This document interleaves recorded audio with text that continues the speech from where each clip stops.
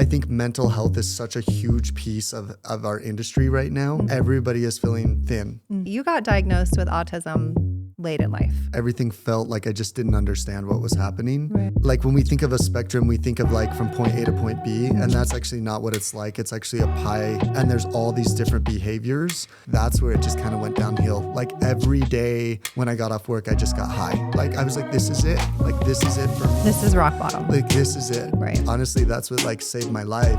These labels that have kind of been put on you didn't stop you for 1 second. And I was like, do you know what Devs is? And they were like, is that a stylist? Well, Evan, you're very successful. You have 2 salons, 25 stylists. You're incredible at hair. That number sounds amazing. Yeah. But the growth is not what I want to do. Right. Not interested in the growth. Right. Yeah. Just want to be high. Yeah, not interested in what it takes to get there.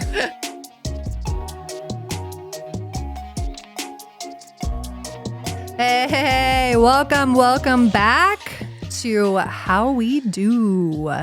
Today's podcast is someone near and dear to my heart, and he is such a unique individual and is his own person, and I can't wait to dive into just what makes him him and have you guys get to know him as well. Evan owns 2 salons locally, very successful salons, and he has 25 stylists. He's an educator. He is in my lane. He speaks my language of hair and beauty and all things. But the road to success isn't always, paved in roses, we shall say. It's been tough. He's struggled with a lot of things like we all do. He's gone through a lot of recovery and addiction, and there's just been a lot of hurdles in his life that has made him this uniquely beautiful person. And he is going to share with us and be vulnerable with us just about who he is. And I cannot wait for you guys to meet him. Evan, welcome. Thank you. So happy to have you here. Thank you for having me. So tell me a little bit about yourself. I think the first question I want to ask that you told me when I first met you is that you got diagnosed with autism late in life. Yeah. Tell me about that. I got diagnosed, I think 3 years ago. Yeah. Maybe. Yeah. I don't know. And I felt like because I met you a couple of years ago. Yeah, like that Yeah, around probably that time. around that time. Yeah. I feel like too when I got diagnosed, I just needed to disclose that to everyone. Right. And I think you came in to my life where you were going to come in and work at the salon. Right. And I was like, okay, you're coming in. You're going to learn about me eventually. This is going to be weird. So I'm just going to tell you right now, I'm on the spectrum. We all are technically, I think, honestly. Like I was like, cool, man. What? Like, great. Yeah. So I think, I got diagnosed and it honestly has been really, really helpful for me. Totally. And kind of difficult as well. But yeah. Okay. So tell us a little about that. How has it been helpful? How has it been hard? Yeah. So I think that growing up, I always did things kind of different, kind of did my own thing as everybody does. Yeah. So it really didn't, I didn't think about it ever. I didn't really think about being like that different. Like it makes sense now. But as I got married and I think when you merge your life with another person, and then as I became a father, and then I became taking on responsibilities, navigating my career path, to be honest, building and rebuilding and all those things. I just had a lot of, I don't know if the word is uncertainty, but everything felt like I just didn't understand what was happening. Right. And I got diagnosed with depression when my boys were little, so probably 10 years ago. Mm-hmm. And not that didn't sit right, but I got medicated. My therapist was like, you've got biological depression. Like this is something you're going to have your whole life. I did feel kind of broken at that point because I've struggled looking back. I had panic attacks and different things through high school, but I just also played music and did all these things that it just didn't slow me down. Yeah. And so just having that realization that oh my gosh, I have depression. Or then when I actually went and did hair in Missouri, my mentor said, I don't know if anybody's ever told you this, but you have ADD. And like, so many labels, and- so many things. and I had never even considered that, to be honest, which is Right. really funny Right. thinking about it now. Yeah. And he was telling me like from a heartfelt, like he dealt with that as well. And he was Yeah. like, I can mentor you. I can help you so much. And I just had never come across that. Right. And I think there were kids growing up that that did have ADD or different things, and they were on medication and they were troubled kids, or they had, you know what I mean? So I think I just did whatever. Yeah. So I just didn't really understand that. But I kind of I would have these like nervous breakdowns along the way, which is why I ended up meeting with the therapist when my boys were little.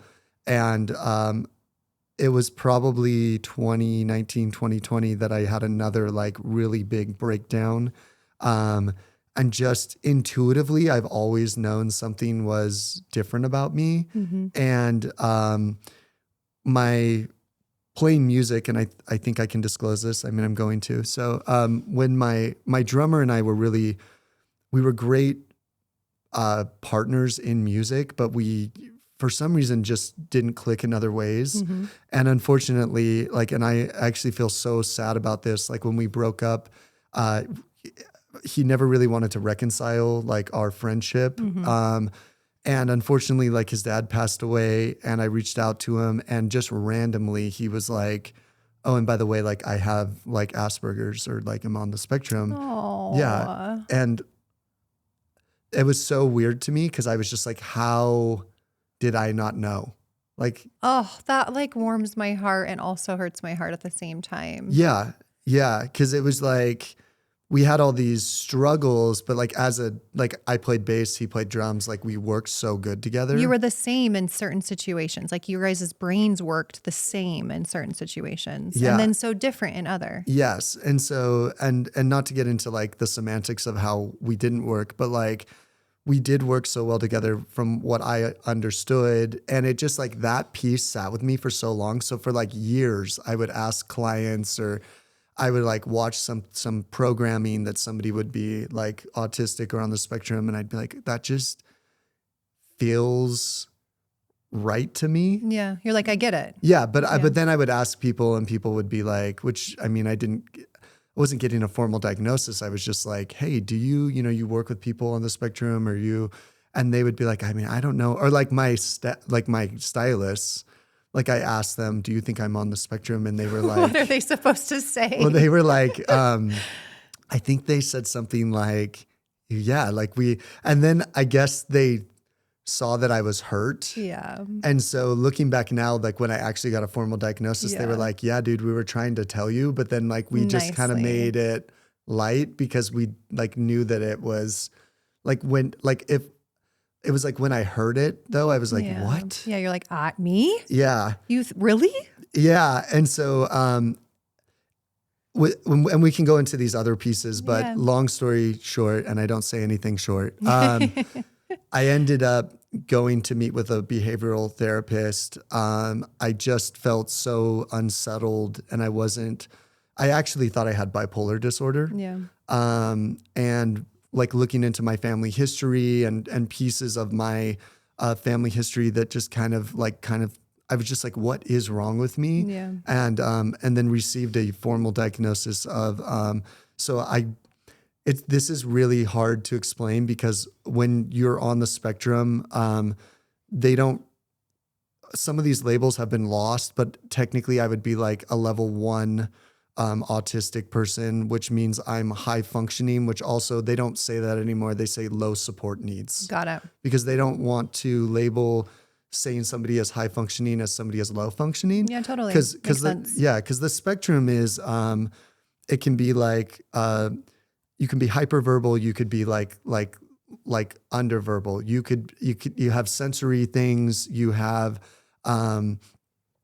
like intense interests. Mm-hmm. So you have there's like a grouping, and it's like when we think of a spectrum, we think of like from point A to point B, Mm-hmm. and that's actually not what it's like. It's actually a pie, and there's all these different behaviors, and like some of them move closer to the center and some of them move further away from the center. And you Yeah. have to have all of those behaviors to have a diagnosis of autism. Got it. And so that's why it's so confusing, because if you meet one person, not one person is exactly like the same. Right. And then to your comment about us all being on the spectrum, there used to be, it was like 1 in 10,000, but now I think it's like 1 in 37. Totally. So there's so many people now. Yeah. And then in families, and this is my observation, but they're actually doing research on this. Usually couples will find each other where like someone will be on the spectrum. It like the familiarity creates like safety. Does that make sense? Absolutely. Or like, and so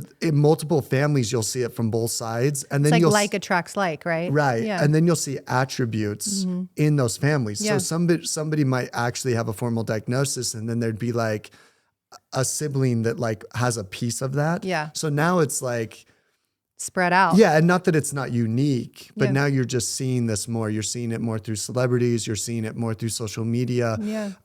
And you know, in the beginning when I talked about it, people didn't know how to react to that because because when you think about autism, you do think about like nonverbal, you know, people that can't regulate, things like that. But for me, like I do, not that I have the nonverbal piece, but regulation is actually very difficult for me. Right. It's something that people don't see a lot, and it's actually a huge, like pain point for me. Like it's like something I have a lot of shame about, but it is part of my thing. And so like I work very, very hard to like mask but another thing, and then we can move on to You're something great. else. Is another thing with people that are are autistic is that your brain has like all these different pathways when you're a child, like little like branches, and then naturally as you grow older, a lot of those branches will like break off, like slough off, and so then you have more like clear pathways. Yeah. But an autistic brain actually still has a lot of splinters. And so you're navigating lots of different pathways. So we don't think totally from A to B. Like I might go A to Z to C to F to whatever, and then and think about multiple things at multiple times. Right. And so you know, when I was you know, when you bring in a new partner, or you bring in like kids, or you bring in work, and another thing is rigid. They can be very rigid. You can think black and white. And you exist in this life, and you're like, and you sometimes create your own rules or your own things, and you're just like, dude, I just don't get it. Right. And you think, unfortunately for me, and just speaking to my experience, you think like, I hate to admit this, but like, what is going on with everyone else? Totally. Yeah. Honestly, it's kind of beautiful that you can think that way though. Yeah. Because you're like, dude, everyone else is crazy. I got it. What Yeah, I know is right. I'm just doing my thing. Yeah, I'm like just doing me. I just know how to do this, Yeah. and like, and my way is like kind of crazy and haphazard, but like it gets there. Yeah. And then it kind of, when I got diagnosed, I was like, oh my gosh, they're all existing, like not in my world, like not from a narcissistic way, but I'm like, they're all dealing with me. They're like, coexisting in my universe. Yeah, absolutely. Yeah. So like things were like a really, like for our salon, like one of our unspoken rules of our culture is like whoever comes in early can pick the music. Right. And I didn't like think ahead that was going to like totally go wild on me at one point. Cause I'm thinking like, yeah, like indie, folk. You're like from these two lists of things, the indie music I like. I just thought, well, I also thought like, this is realistically, like we have like 15-year-olds to 70-year-olds, like what would you listen to? Right. And not speaking ill against any stylist, like Right. people come from different like backgrounds. Right. And so I was like, oh my gosh, we can't listen to this. But then also I come from a heavy punk rock like background. Right. They were even like, bro, and this screamo isn't working. And I'm like, this isn't even screamo. You're like, I'll show you screamo. Yeah, I'm like, let's categorize like real scream. Like this is like some light yelling. You must have known who I was because when I started working for you, it was for a few months. You said no hard rap, and I was like, Right. Oh, okay, yeah, I got you for sure, And- absolutely. I didn't know who you were, but I didn't like, and that's the thing. And so when people would come on and I'd hire them, like, I heard that you hate rap, and I'm like, oh my gosh, no, like I actually don't mind rap. Yeah. I don't listen Just to has it. to be tasteful. And I don't listen to it like when I'm getting in my car, Right. but I'm not like a hater. Right. But I just am like, there's certain lyrics Yeah. that I can't be No, of listened to in the course. salon. Yeah. And from a sensory standpoint, Yeah. like, and this is going to sound super crazy, but from like music production, a lot of hip hop and rap is like synthesized like keys and drums and 808s, and they're like very manufactured. Right. And like when I'm working, I literally can only hear Those things. like You're hyper fixated on them. bass and drums and hi-hats, and like I'm not even hearing like the flow. Right. I'm hearing all this like stuff, and I'm just like, dude, I can't. Yeah. Because salons are already loud. Yes. And then you add The like sensory. really distracting. Do you know what I mean? And so like it was a sensory overload for me, where Right. like some of the other music, like it can kind of get lost. And this is crazy, but I actually have the app on my phone, and I kind of like adjust the volume throughout the day. That's great. Like if my clients are like, oh, what is he doing? I'm not paying attention to you. I'm actually like adjusting volume. Yeah. Because people don't think about it. They just naturally raise to the volume. Absolutely. And I don't want to just be that person that over and over again gets on people's cases. Yeah. Because I know that everybody's trying their best and they're just going to like elevate, that I just like am adjusting for that. Right. Okay. So I want to Yeah, talk. sorry, that was so long. No, it's great. When I met you and you were like, "Hey, I'm autistic," and, Yeah. and to me, I was like, "Cool, bro. Just another beautiful soul. Like, Yeah. doesn't mean much to me. I'm sure you got your quirks. I got my quirks. Everybody's got their quirks, you know." But I think in my brain, I was like, when you told me like, "Oh yeah, I found out a little bit late in life. I just found out," and I could see you like your brain working how to like understand this new knowledge and make sense of it. I could see this like you in the world around you being like, oh, this is why I do this, or I find maybe meaning in this, or maybe people struggle with this. And I could see your world just kind of like evolving into this. How does this now function in a normal society? And I think to your point, it probably gave you peace in some ways. And in other ways, it maybe brought, some pain or like some enlightenment and things that you didn't notice before. But I also think it is part of what makes you beautiful, like Thank you. you. And I think anybody who knows you and gets to work with you understands that like there's only one Evan. And it's amazing. But let's back up here for a second. So you have, these interesting quirks. You stay in your lane your whole life and you make things and you're trying to make sense of the world. Well, Evan, you're very successful. You have 2 salons, 25 stylists. You're incredible at hair. You're so good. You're an educator. And like these things, these labels that have kind of been put on you didn't stop you for 1 second. You stayed in your lane, right? And you like found your way, whether it be hard or not. You kind of found your way, right? Yeah. But there were some hard points. Yeah, absolutely. I want to know, I had talked to you before this and I asked you a question and I loved your answer. I asked you, like, what do you wish people knew about you? Yeah. So I think I said, like, I'm a paradox. Yeah. And I believe what I meant by that was like, I think people, because I can talk a lot. Yeah. And I work very hard to like, I don't want to say suppress, but like You said mask. mask. Yeah. Yeah. I think people don't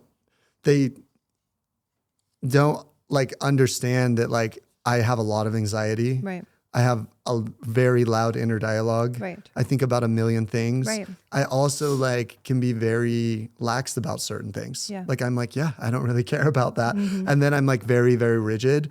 Like I feel like because I grew up performing, like doing music, like not that hair is a performance, but it's kind of a is, yeah. performance.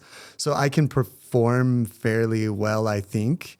But then when I go home, like I was actually talking to my client about this today.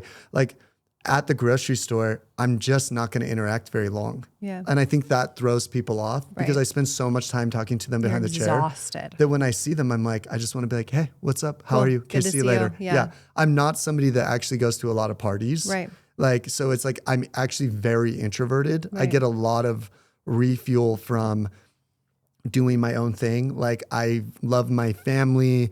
I just want to see my wife because I don't get to see her a lot. And I just love my dogs. Right. Like I just want to see my dogs. I love like, that. and so like, I I think that just confuses people. Right. Because I think like I've heard people be like, well, you're chill and you're laid back and you're this. And I'm like, yeah. And I have a temper. And I'm high strung. And I'm high strung. about And I certain think things. about a lot of stuff. And like I'm a perfectionist. And I spent my whole entire life not feeling enough. Right. Honestly. Right. So that's the thing. So if people, I mean, that sums up like your brain in a nutshell.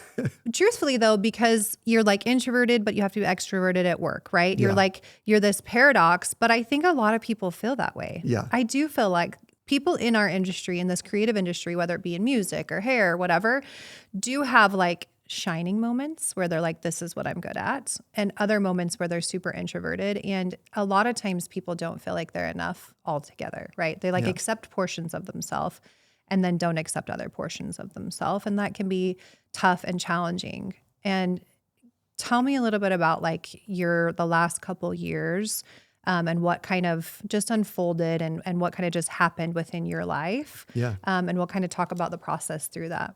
Okay. So I think probably around like 2019, 2020, I was feeling like I still was dealing with my depression diagnosis. And I just was like, every single day I felt horrible. Yeah. Like I'd wake up, I felt horrible. Like I was on Prozac for years and years and years. And I was so tired. Yeah. And not that like anything against that. Like that's just, I was on the highest dose. Like I went out and did hair in Missouri and for a year from 2014 to 2015. And it was such a cool experience, but it was like so different for me. I added something to my medication. I, to this day, don't know what it was. It made me hyper anxious. And then once I got off, I actually ended up coming home from that. I met with like a therapist. She was like, well, get off that. I still don't know what that is. And like, so then I just stuck with the Prozac because I was just like, this at least worked. It'll like, take the edge off, help the, depression stay away at bay, help me like function. Right. But I was so tired. Like we would like do Christmas, we would open presents. I would go back to bed. Like I would get home at 7:00. I'd be like, I want to take a nap. Wipe you of your energy. Yeah. My wife would be like, can you just stay up till like 9? And then we could go to like, and I just was like, I cannot, like, I'm so tired. Yeah. And so I changed medication to Wellbutrin, which is actually like usually works for a lot of people. Yeah. But for me, like one of the side effects is suicide ideation. Right. And I ended up like grappling with those feelings of like suicide ideation. Right. And I just was like, this is not working for me. I didn't know, I didn't want to go through the process of like, because when you deal with SSRIs, like they'll want you to do it for a flow of weeks, and then you like do another trial, and you do another trial, and I was like, I just don't want to do that. Yeah. And it's like you're the mouse, the rat that's being the tester, right? Like you're like, we'll see how it goes. It's really tough. And they like, not to anyone's fault. That's just the protocol. So I just like cold turkey, just like I'm not doing this anymore. Which my clients that are nurses were like, oh my gosh, like that's horrible. Right.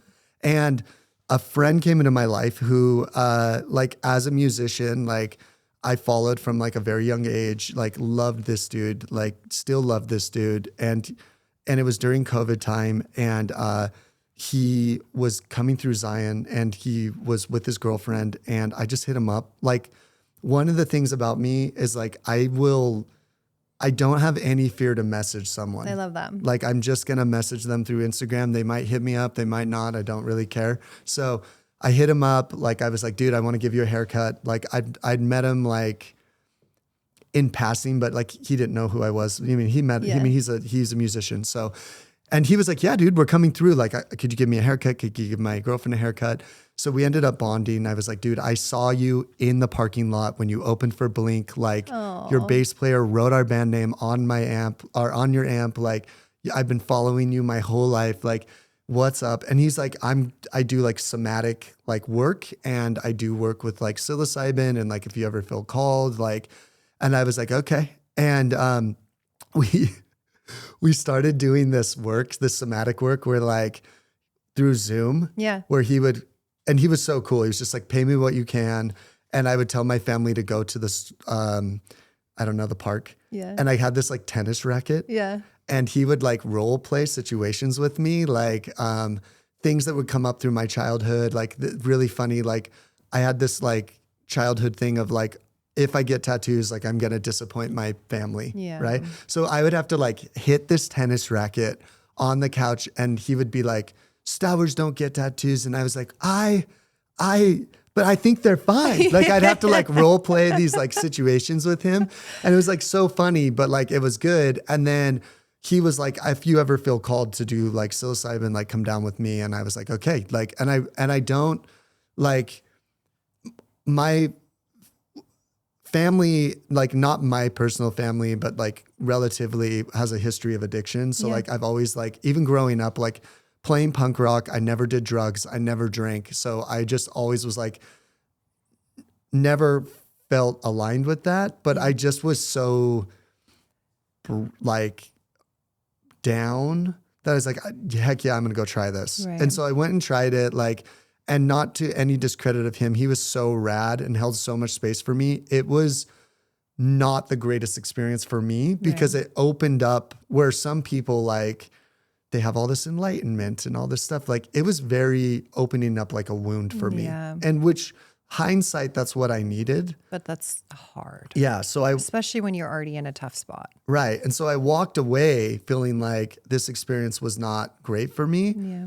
But looking back, it actually jump-started where I am now, because then I literally thought I had bipolar. Yeah. Like I was just like, I came home, I was like crying. I was like I get like having all this shame about my anger, having all this shame about all this stuff. And I started working with like a client of mine that does energy work, and people might believe this or not believe how I got to this conclusion, but it actually uncovered the fact that I ended up being abused when I was younger. Yeah. And I didn't realize that I was carrying that for 30 years at that point of my life. Yeah. And your brain just stuffed it down. yeah. And now I know, because then I ended up meeting with like getting like, which led to my diagnosis. Yeah. Which led to getting another therapist that dealt with trauma and EMDR. Yep. Which went through all the work of like actually going into those memories, so I know that they are real, and I did to experience heal them. Right. Yeah, and I do want to say this, like my parents didn't know, like they couldn't have shielded me from this. Like it's unfortunate, but it did happen. Yeah. And so because this person isn't around for me to reconcile, like it led me down to doing more psilocybin. Like I did so much psilocybin after that, like just kind of in like an effort, like right. You have nothing to lose. And those experiences were so rough for me, like very, very rough for me. To the point where like the last time I was like on a trip, I was just like, I'm never going to reconcile this. And so I just had to continue to do the work. Yeah. And I think I like now, like I heard somebody say something about like, I was doing all these things like kind of out of desperation. And I want to preface like, these are tools. So I'm not like saying that like anybody that wants to go do that is like not going to have a good experience. Yeah. For me, that's just my experience. That was your experience. And so, and I wasn't embodying it, to be honest. Like I was doing psilocybin, and then I started doing cannabis because I like got off my SSRIs. I started taking it to sleep because I was just like, I can't sleep. Yeah. And then, honestly, I got addicted. Like I got hooked. And I just was like, I love this so much. Yeah. Well, it just kind of dulls the emotions that you're feeling, right? It like helps you just like even keel it out. Yeah. So I was like, and at first it was funny and like, I thought it was like fun, and it made music so amazing for me. Yeah. And as a musician, I was like, I am just feeling so much music, like I could hear every piece. And it was making me super angry, to be honest, because I wasn't like embodying the work. Like I was just like, doing the things. I was doing the mushrooms, I was doing the cannabis, but I was not doing the work. The like internal healing that's so freaking painful. Yeah. You were just covering it up and like surface level doing the work. Yeah. Yeah. Yeah. So like I that was like, 2020, and then 2022, I got a medical card, and like, that's where it just kind of went downhill. Like every day when I got off work, I just got high. Yeah. And then like towards the end, I hate to admit this, but like and my thing was edibles. So Yeah. like I would have a little one in my pocket, like everywhere I went, dude. Like Right. I just like, and it got to the point where like, I hate to even say this, but like I had this boundary forever, but even a couple times at work, like towards the end of the day, I just like sneak a little nibble, or it like increased my anxiety so bad. Yeah. And it would make me so angry, Right. like so angry Yeah. and so short, because like I wasn't doing the work at all. I was just like getting high, and like I wanted to do the work, but like I just like, and then I was so frustrated with myself because like, I hate to admit this too, like when you're caught in addiction and you like don't love who you are, like usually who catches the brunt of that is like your partner. Yeah. So like my wife, like I would get in these arguments with her, and she would be like, I don't even know what's happening. Like if you met my wife, she's like the greatest person in the entire world. Yeah. Like she's so sweet. Like she is the gift to, like when I met her, like I was just like, I don't, like my parents are amazing. But she made me feel like home. Does Yeah, that make sense? totally. And so like, so then when you're like, That's you a have, gift. yeah, she has this like very nurturing gift, and she's like a Taurus, so she's grounded. And so I just was like, when you're just like watching TV all night, you're waking up in the morning, you're like bothered about something, you have no time to talk, you're like getting angry, you're running out the door, you have all this anxiety, and then you're just like so upset with yourself. Like I like attempted suicide Yeah. like a year and a half ago, because I was just like, I don't even know what to do anymore. Like I don't like, and I was getting like in arguments with different people, and like You just like were sick of disappointing Yeah, everybody yeah, and yourself, yeah. and you're just like you're at your wit's end. yeah. So I was just like, I was gonna hang myself, and I did like attempt that, and I like, this sounds so stupid, and this is funny, like not funny now, but like it was also right after like I got a hair transplant. So Yeah. like I'd spent all this money and like thinking like this was gonna like make me feel better. Yeah. Well, you have amazing hair Thank now. you. Yeah, it's incredible. So I was like I was trying to fix all these like outward things and Yeah. not Do heal the the work. inward. Yeah. And so I like tripped and I smacked my head, and that is what I was more worried about. Your hair. That I like True hairdresser. that I was like, and then it snapped me out of it. And like, honestly, that's what like saved my life is then I was like, what am I doing? And The hair transplants. They're worth every stupid penny. hair transplant. Like, just like, Saved your life. There is no amount of money. and it sucked, dude. Like anybody, like I don't want to make light of this. Like Right. I was sobbing. Like I was just like, I don't know. Like I was like, this is it. Like, this is it for me. This is rock bottom. Like, this is it. Right. And like, and that wasn't even like rock bottom, but that Right. was rock bottom. And then after that, like, this is horrible. But like when I was like, just felt so defeated, I'd be like, I just want to die. Right. Like, I just want to be done. I want you to pause for just a second. Okay. People who are in those situations, right, that have felt that way, that have had like that deep of despair, and like, I mean, every ugly feeling you can imagine has to be going through your mind to be able to get to that point, right? You are in the epitome of despair. Yeah. What would you say to them now? Like if they're going through that right now and you have like a chance to say, you know, just one or two things to them, what would you say? I would say, oh man, that's a hard I question. know. Cause like when you're mentally in that space, Yeah. it's so hard. But like, I would say like, it's gonna be like, it's not like you can move through it. Like It's you not have forever. to feel it. Right. Yeah. You have to feel it. And like now having conversations with people, like I've talked to a few of my friends that were like, dude, why didn't you like reach out? And I'm just like, because you were busy. Yeah. And like Like, I also didn't you're wanna- already at just, you don't want to reach out to people and burden other people either. Well, I was like so disappointed with myself. Totally. And with disappointing everybody else, you're sick of that. You don't want to feel that again. Yeah. But I think if you can just hold on, Yeah. like you can make it through it. Right. And like, this sounds, and I wish that was my rock bottom. Yeah. Do you know what I mean? But Yeah. like I continued to like do cannabis. I continued to, and it really was until like my wife in August was like, This last year. yeah. Yeah. And she was just like, we have to make changes. Right. Like I just like, we weren't at the point of like, we're going to be done, but she was just like, I just can't like Keep up like this. yeah. And it was like, she was trying and like, and I thought I was going to get better, but like, I was also like, when you're an addict, like you're just like you're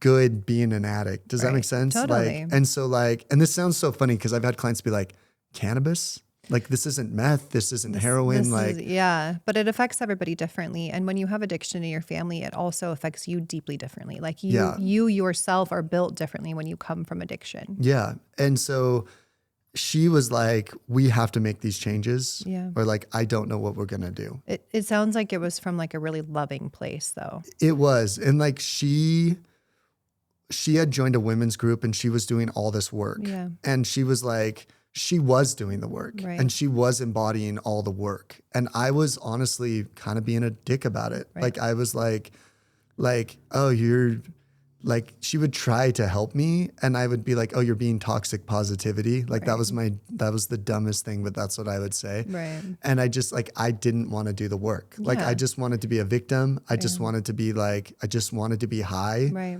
Like, and so like, I wanted to listen to music. I was like going on a trip. I just want to walk around the house with my jam dogs out, and like be yeah. high. And so like, and I had this dude come into my life who like is the most amazing. Like I had two dudes, but like one, this is so funny, but like through social media, he's a really rad dude and he's bald. Yeah. And he's so rad. Yeah. And like, Are you saying that bald people can't be rad? no, or- I'm saying bald people are incredibly rad, but like I was griping with that. Yeah, totally. That was something you were like, I need hair transplants. I was need like- my hair. Trying to find these like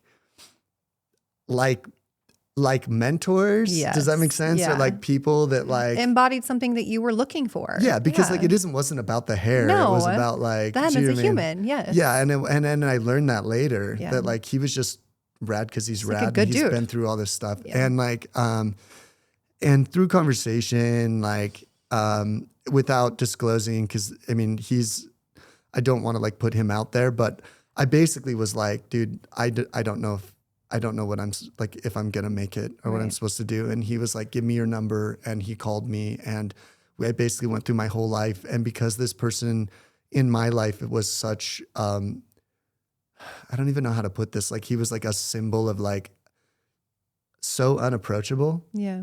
Like I was just like, why is this guy even spending time with me? Right. Like, and he was like, this is going to be the hardest thing you're ever going to have to do. Yeah. But like the other way is like, you are just going to stay the same and you're not going to have a life anymore. Yeah. And he gave me like all these things that I had to do. And I just started turning my life around in August. So August, when your wife came to you and you're like, gosh, like I'm disappointing her again, right? Yeah. Like I'm disappointing myself. I'm in the same point. I'm no better off than, when I tried to hang myself, which is like, that's so, you've been living in this like really hard state. And that point, to clarify, was like rock bottom for you because your wife is a safe space. Your wife is like the epitome of love for you. And so Yeah. at that point you were like, shit. Yeah. And like, yeah, she's like the best thing that ever happened to me. Right. And like the only, like, and I told her like, and not like, I'm such an open person. She's a little more of a private person. Like for me, there's no one else. Do you know what I mean? Right. And so like, that's like, and so like the idea that I might not have been able to be with her was so devastating for me. Totally. But like, here's what's crazy is like when you have and it could be for other people, other reasons too. But as I've done all this work and research, like when you are abused and like, mine was sexual abuse, like you actually carry this abandonment wound, Totally. which is huge. And that was the scariest thing that could ever happen to me. And like, Being abandoned by someone who is like your world. yeah. And I was like weirdly manifesting that. Right. Like I was shutting everybody in my life. I was like, I'm gonna be abandoned. Yeah. So I'm just like closing myself off to everyone. I think Does that make sense? Yeah, what people don't understand is that you would rather choose the abandonment yourself and ruin it yourself than have someone do it to you, Yeah. right? You're like, this is an ugly path, but you're almost manifesting and choosing it because you don't want to be so deeply abandoned by someone you cannot be abandoned by, Yeah. Yeah. And it was like out of like, I'm so pissed about the stuff that happened to me. I'm so pissed about like why I don't understand life. I'm so pissed about all these things. And like, I just was like, I'm just like, I feel alone. Yep. Like I'm just going to probably be alone. Yeah. And so I like kind of pushed her away to the point where she was just like, I don't even know what I'm supposed to do. Right. And like my buddy was like, and I really even told him like, in all honesty, if I don't end up being with my wife, like, I don't even know how to show up as a dad. Right. Like, I don't know how to, like, I put so much into work Yeah. that like, and I just was like, I don't know what I'm supposed to do. Let me ask you about that. So all this time while you're struggling and trying to figure your stuff out, right? This isn't your situation is unique, but it's not dissimilar to people that are struggling and also trying to build a career, right? Who have struggled with sexual abuse or who have dealt with addiction and currently deal with addiction, but they're trying to grow in their career. How challenging was it to manage? You already are dealing with so much internally, but you also have to give to your salon and staff, and you have to give at home. Was that super challenging? Were you putting all your eggs into like salon because you were trying to provide for your family? How were you managing all of that? That's a lot. Yeah. So I've been working since I was like 12. Yeah. So I know how to work. Right. I put a lot of value in work. Right. And you come from like a hardworking family. yeah, my dad is a plumbing contractor. Like his dad was a plumbing contractor. Like we come from like Just hardworking family. Kansas City farmers. Yeah. Like, and so You knew how to do that. I It was know innate. how to work. Yeah. That was my thing. It was like, I know how to work. Yeah. And so, and it kind of created like a little bit of like, I could disassociate. Yeah.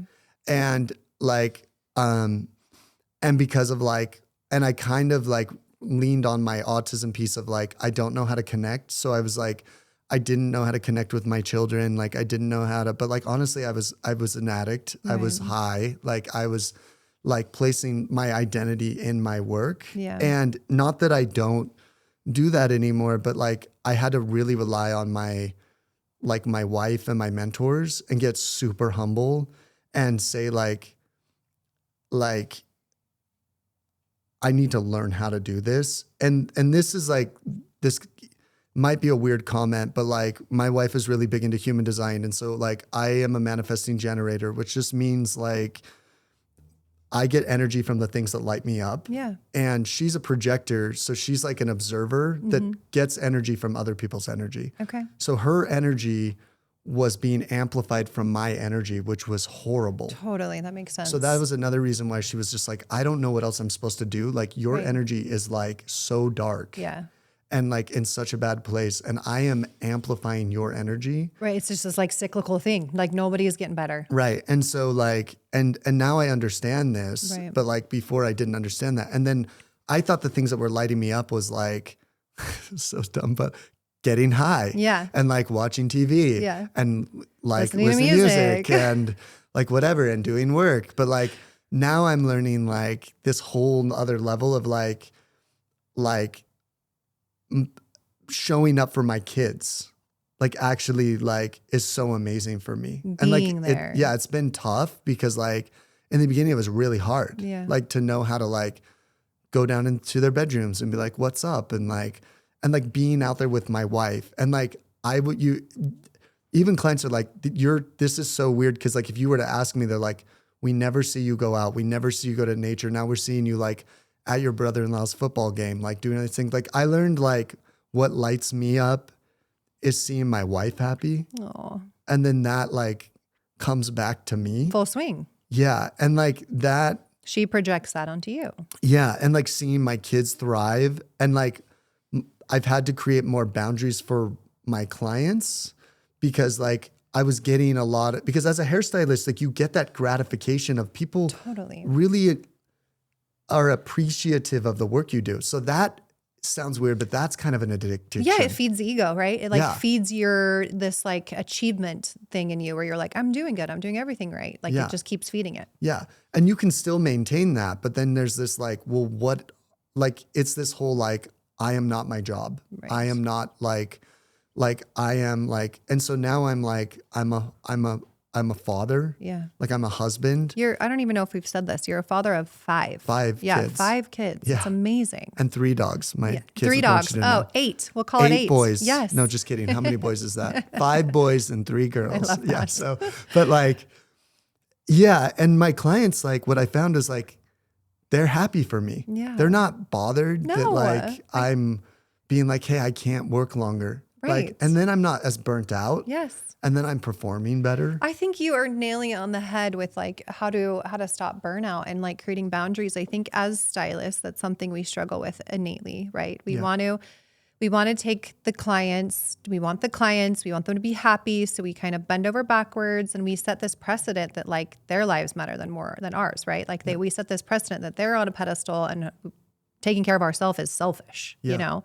And I think when you start setting boundaries, and it's scary at first to start setting those boundaries with clients, the response is usually pretty positive. Yeah. Which is amazing. Yeah. And I think that and the ones that don't, like, They that's can fall fine. off. That's fine. But Yeah. like most of it has been really like, and I do work primarily with women, and I think like they're like so happy for me. Totally. Like they're happy that I'm like, Taking care of yourself. Well, they want me like, they want you to be a good husband and a good father, and like not be like unhappy. Do you know what I mean? And then also like, because I am a people pleaser. Yeah. Like if you're bending over backwards and you're resentful and they don't even know why you're resentful, like that's not helping anyone. Anybody. It's not helping you. It's not helping them. But a lot of stylists are people pleasers. So many are. Yeah. We get into this industry to help people because we want to make them feel good and feel better. And so putting up boundaries, it seems foreign. You know, it seems like a really tough task. But in all reality,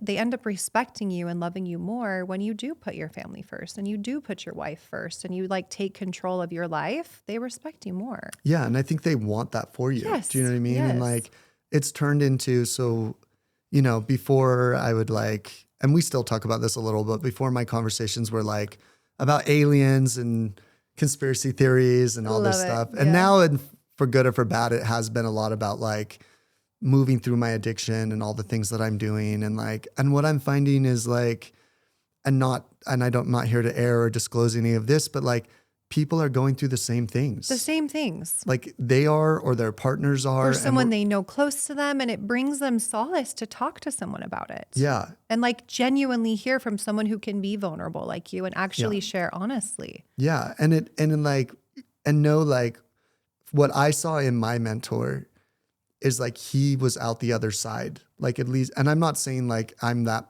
to them. Yeah. Like he was out 10 years. Like he was tight with his wife.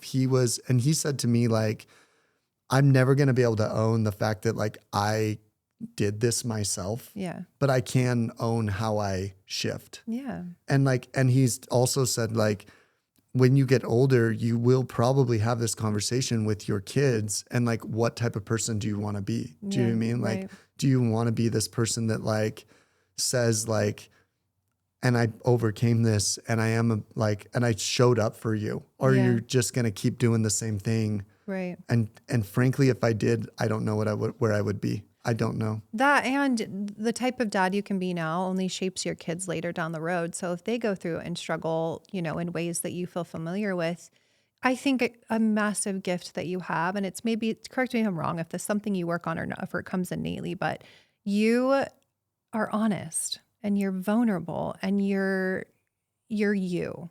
Yeah. And that is so beautiful and is so respectable, and it allows you to connect with people on a different level than other people. Like I don't know if you know that, but your ability to connect with people is so raw and so beautiful.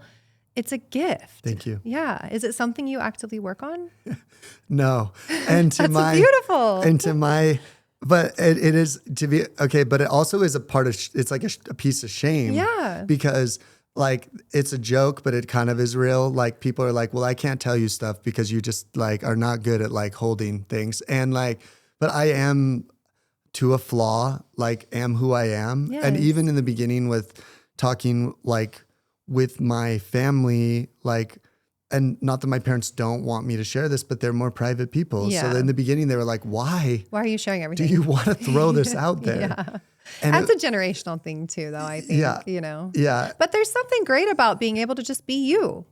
Yeah. And I think for me, it's like, this is part of my journey. Yes. This is part of my medicine. You're healing. Yeah, like my other mentor who I did this 90-day reset with, and it was with these group of brothers that I'd never met before. And by the time we were done, it was like so amazing to like connect. And I think there's just power in being vulnerable and connecting. Yeah. And just knowing that like, I don't know, people are just trying their best. They're trying their best. Yeah. And everyone's going through something really hard, Yeah. like really hard. Yeah. Yeah. So I think that, and I'm sorry I spent so much time on this piece. I think that, you know, for me, like I'm still working through it. Like I'm over 6 months sober. Congratulations. Like thank you. Yeah. Like I'm still new. Like to be honest, like it doesn't call to me anymore. Yeah. But now I'm in the parts of like, like how do you cope? Yeah. Like what do you, like I always felt all this shame about emotions because I don't regulate well. So feeling angry, feeling sadness, feeling like bothered, like I don't know how to cope. I know you said that's like you feel deep shame about that, but let me just let you feel a little bit better about this. So I started therapy last year, and just some, you know, trauma I've had to work through.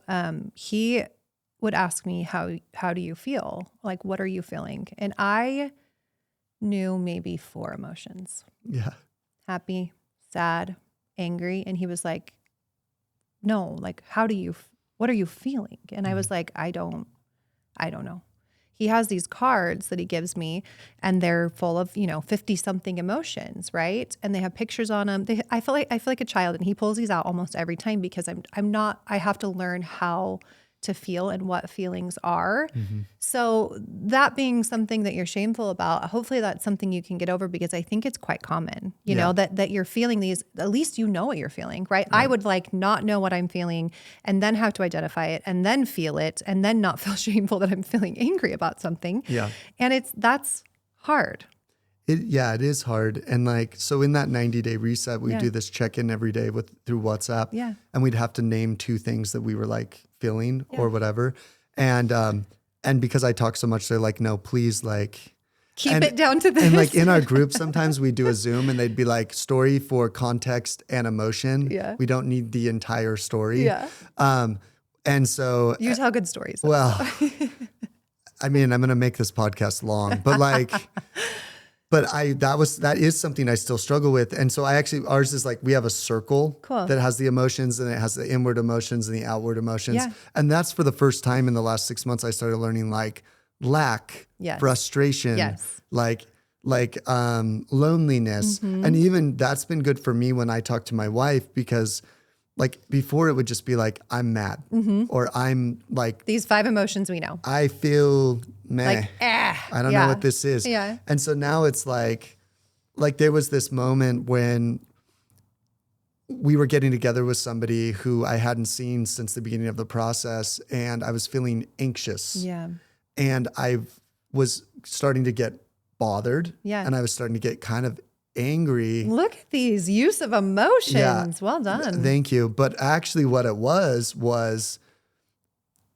because this person hadn't seen my progress, it was taking me back to like disappointment, like guilt. And you're like reflecting that, thinking that's what they're going to think. Right. Yeah. And so it was this moment where like I started crying. I started being like, babe, can you give me a hug? Yeah. Instead of just being like, I'm going to walk around pissed. And then she's like, why are you mad? Yeah. Because then they don't want to they don't know what to, like your partner doesn't know how to help you. Right. And then my wife is so sweet. She's just like, and I don't love this. So then I'm going to wall. Yeah. And so then it's like, no, I'm like very, like I'm scared. Vulnerable right now. I'm a little kid. Yes. Yeah. And like, I haven't finished it, but I started this book called No Bad Parts. And it said, we're all just like 8-year-olds. Oh yeah. Like we just all have these emotions. Like we're like, I'm 39, but I'm 8. I tell my therapist that all the time. Every time he pulls these cards out, I'm like, ugh, I feel like a child every time you do this. And Right. he's like, yeah, because you didn't learn this as a child. Right. So like, good. I'm glad you feel like a child because we're going to do this until you can understand it. And like he always says, you have to name it to tame it. You have to understand. Yeah.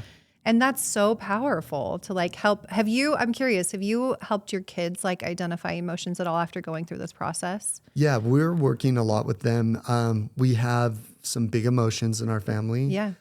We do struggle with anxiety and different things. And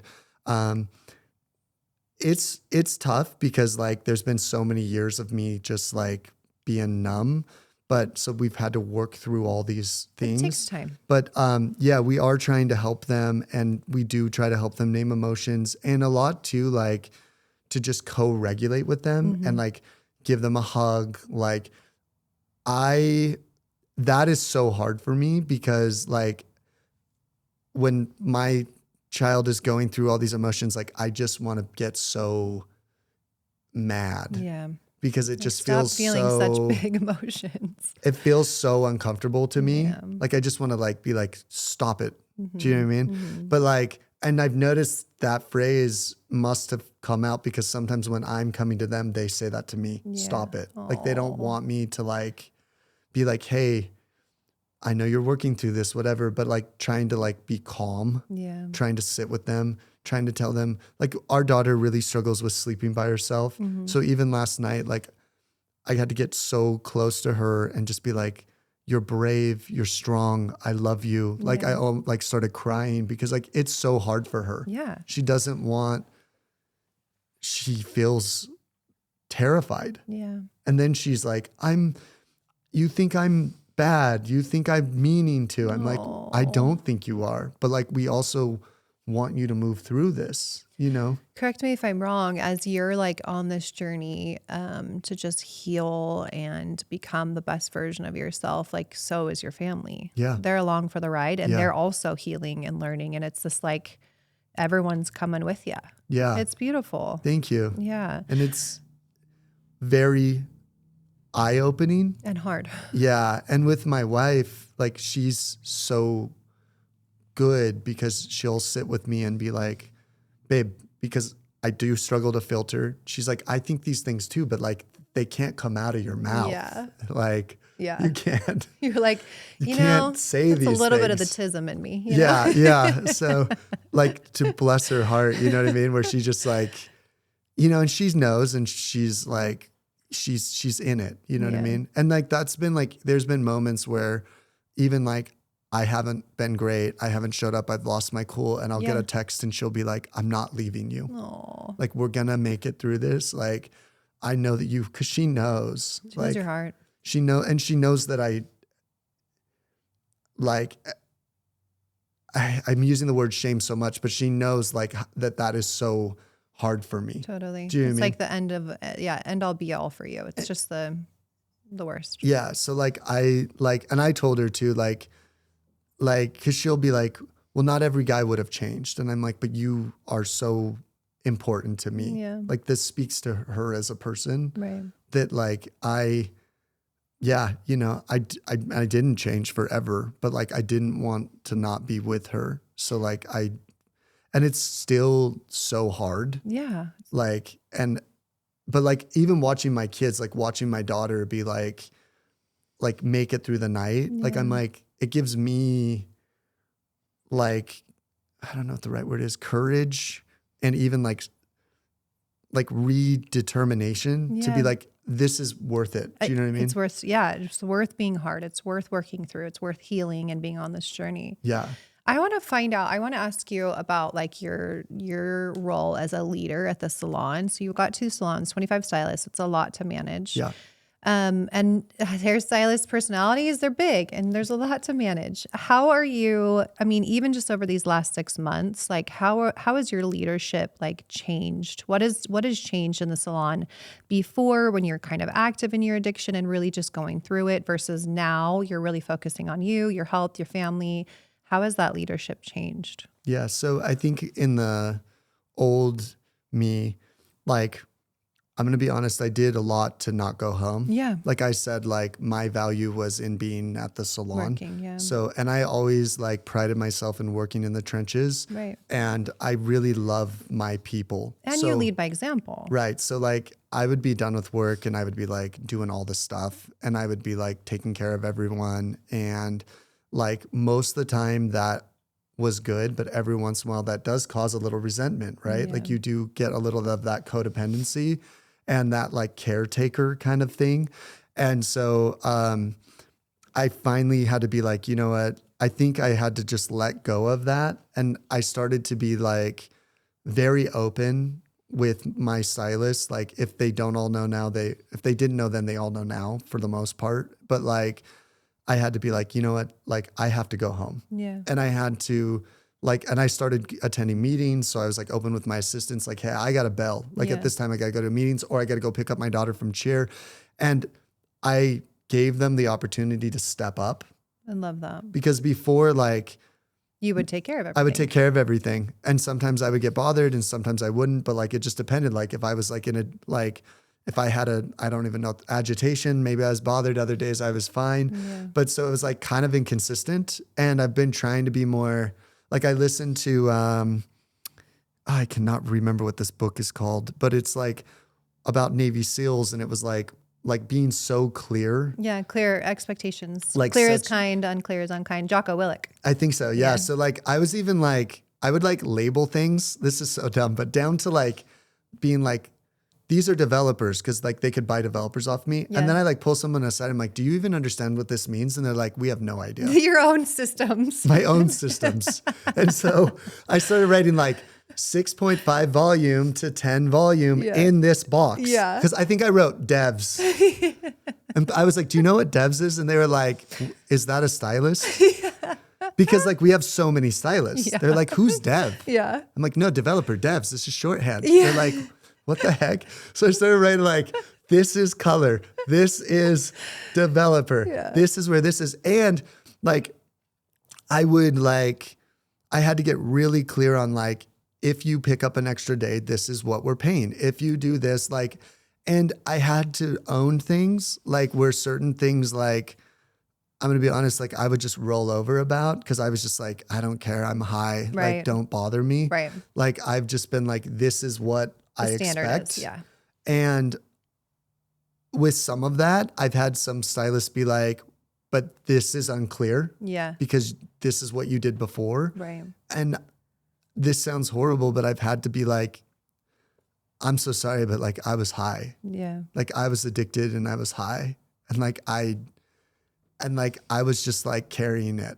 Like honestly, Evan, to be able to be that open and vulnerable with your people, I think some would argue like too much, too vulnerable. But I honestly feel like that is such a strength. Yeah. That's a strength that you can say, this is like blatant honest. This is where I was. This is where I am now. These are now the expectations because they're healthier for everybody. Yeah. You know, but being open and vulnerable, I honestly feel like that's good leadership. Yeah.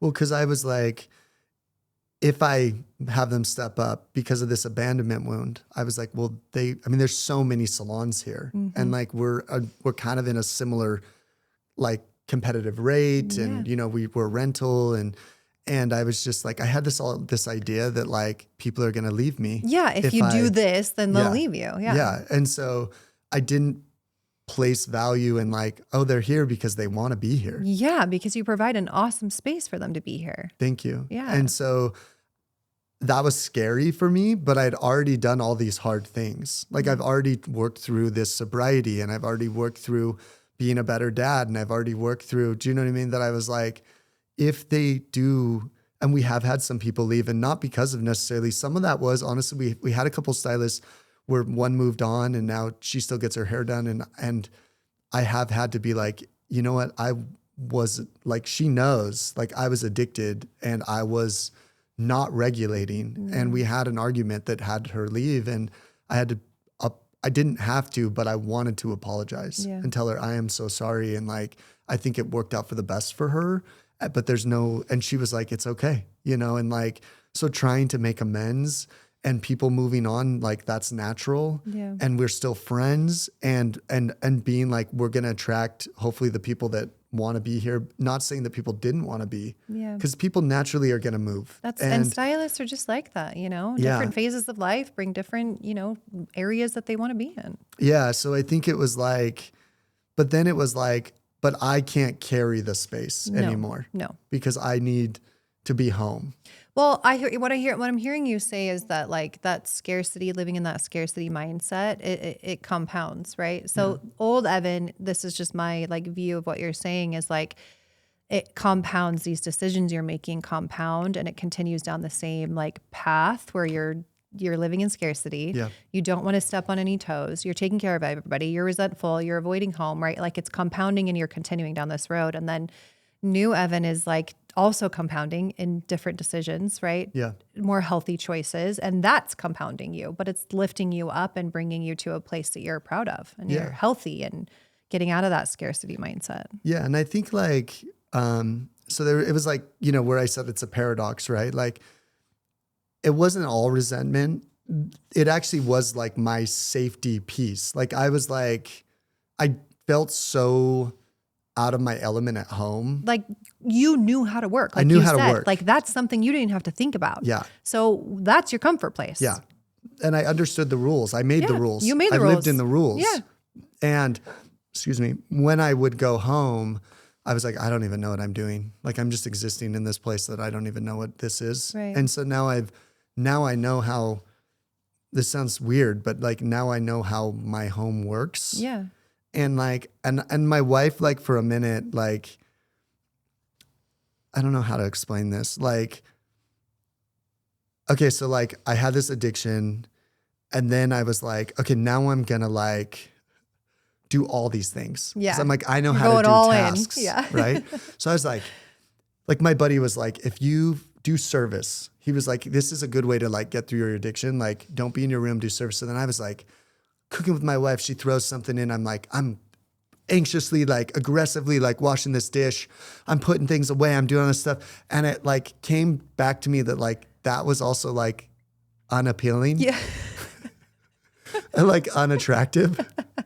And I was like, what is like, I'm like doing all this stuff. Yeah. And I was kind of like not doing it. Yeah. And my buddy was like, now you're just shifting all your like addiction and anxiousness and everything into like tasks. You're like right? one end of the spectrum to the other. Yeah. And so I like, even with the salon, like I try to be more present. Mm-hmm. Like I try to be more present at home. Like I can't help it, but I am watching where all the dishes, all the stuff go. But I'm like, I don't need to do that yet. Yeah. Like I will do this piece later. Yeah. And like trying to spend more time with my family, trying to be, and so like, now I understand how that works. But like at the salon, I was like, I know how to do this. I know how to do hair. I know how to highlight. Right. I know how to be I'm good at this. I can talk to you about aliens for 2 hours. And then Yeah. I go home and I'm like, I don't know what I'm doing. Right. So of course you would have discomfort. Yeah. And so it's like, now I can move through this and I feel like I can move through more things.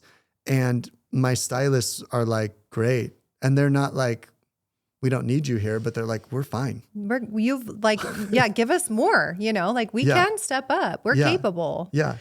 We're going to wrap up here in just a Okay. second, but I want to know like stylists out there who have felt like you've felt, right? Hairstylists in by nature don't necessarily fit the common mold. Yeah. Even like you as a musician, you're very creative. And a lot of times creative people don't fit this like normal mold. And so they're trying to find their way. You found hair. For all those who have also found hair and are trying to just like live a better life and be a successful hairdresser, how would you give them like a couple tips of what to do? Okay. I feel like you should be giving them the No, tips. What you're doing with your life is so admirable, honestly. Thank you. Yeah. I don't know the formula yet. There is no formula. Like I don't, you know what I mean? So I would say What would I give people tips to be?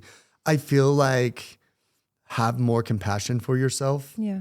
Like understand, like I think mental health is such a huge piece of our industry right now. Everybody is feeling thin. And I think like with social media, like, and not to any client's detriment, like people see like these reels and they're like, this can be done, right? In like one session. And you're like, bro, that's like 7 sessions. yeah, that's like 20 seconds of like this process is, you know what I mean? Like, and that's even like, this is, sorry, and not to be on a tangent. Like I just saw, if you've watched White Lotus, like one of the main stars, Tracy Cunningham, said she spent several 8-hour sessions to get her blonde. Right. Like I think people don't understand, like, I cannot take you blonde in this one time. Right. I've been I would say I'm good about being clear about that. Yeah. But I think it comes down to being clear about what you can do, what you can't do, trying not to be so hard on yourself, trying to have compassion for yourself, like understanding, like I think as hairstylists, and I'm even working on this piece this year, like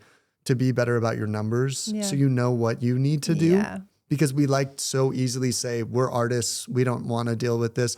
But then you're like, everyone's winging it.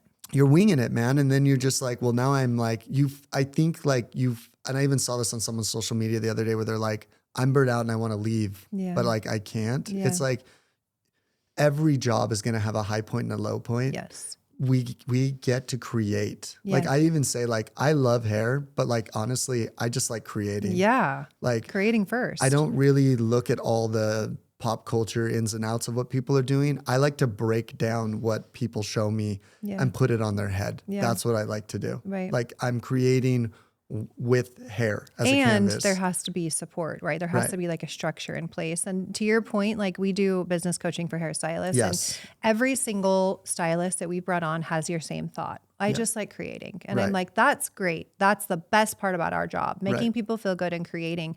But if it can't sustain the lifestyle that you need and want, and you don't know your numbers, then how are you going to grow in the ways you want to grow? Right. So we do that exact same thing, is like help people break down their numbers to know exactly how much they're using, products, costs, what they want to make. And we help people set goals in that way. Yeah. I have a girl that's like, I want to make $225,000 next year. And I was like, Easy. Great. Let's break down your numbers down to the cent, and I'll show you how to do that, and we'll get you there, you know? But like that, I think, is such an important piece, and it helps you from not getting so burnt out because you have a plan of like how to grow. But then I would say too, like you have to embody that, right? Totally. So you got to put action in. Right. So like for me, before I probably would be like, that number sounds amazing. Yeah. But the growth is not what I want to do. Right. Not interested in the growth. Right. Yeah. Not Just want to be high. Yeah, not interested in what it takes to get there. Yeah. No, it takes you at a certain point. We're not a good fit for everybody when we do coaching. And there's some people I'm like, you're not ready. Right. And truthfully for that reason, Yeah, where I'm like, you you've don't want to do the gotta do work. the hard yeah, stuff. it's hard. Yeah. It's hard to do that. So that's what I would say is like, take a hard look at you. Yeah. Say think like what you need to do. Like some people's like idea of success is different. Totally. Like, my idea of success is slowing down and balancing more with my family. Absolutely. You know what I mean? And so people's would be that 225. Some people might be 500,000. And you can do it, Meg. I know you can coach them. So that's the thing. And and even some of my stylists that moved on, I'm like, I love, some of that is growth in different ways that I only know from my standpoint. Totally. But I would say from my standpoint, it's like, I'm in a place right now where I'm like, you are, how do I say this? It's like where I am is like, you are more than just all of these external things. Yeah. So honestly, we're in a similar place. And I know, yeah. So that's where I'm like, not saying money's not important, not saying all of that. It's like being like, but I have, when you emotional discount, when you do all these things, you're like, that's hurting you. It's hard. So now I'm in a place where I'm like, burnout, not doing that. Yeah. I'm not doing that anymore because clients don't know. Right. And then you're like, well, if I'm emotionally discounting you, cause I'm a perfectionist, and then I'm like bothered. Yeah. They don't even know. They don't know. I know. So it's like this whole cycle. doing the work. Yeah. I'm not very good at key points, 1, 2, 3. You did Hopefully great. I hit all you those did tips. great. You did. Have compassion. Have compassion for yourself. Know what you want to do and what your limits are. Be clear about those. Yeah. And know how you want to grow. Thank you. Know in what ways you want to grow. And I'm very similar to you in that, in the sense that I'm really focused on healing my insides and being more present in my daily life, especially with my family. And that's the most important thing to me right now. And so other things have to take a back seat to that. Yeah. It's just life. Yeah. You interpret me very well. I like that. We make a good team. You know what? We're going to wrap up. I know you guys have had an immense amount of joy listening to this. And if you have, please share it. Subscribe and download this episode. And Evan, where can they contact you if they want to get in touch with you and your amazing salon, Desert Lounge? Can you give them your socials? Yeah, so it's just Evan Stowers, at Evan Stowers. The salon is at the Desert Lounge Salon. So and I think that's it. Yeah, they're located in St. George, and reach out to him. One thing I love about Evan is he's always willing to help people and talk. And so reach out to him if this episode resonated with you. And we can't wait to see you next time on How We Do.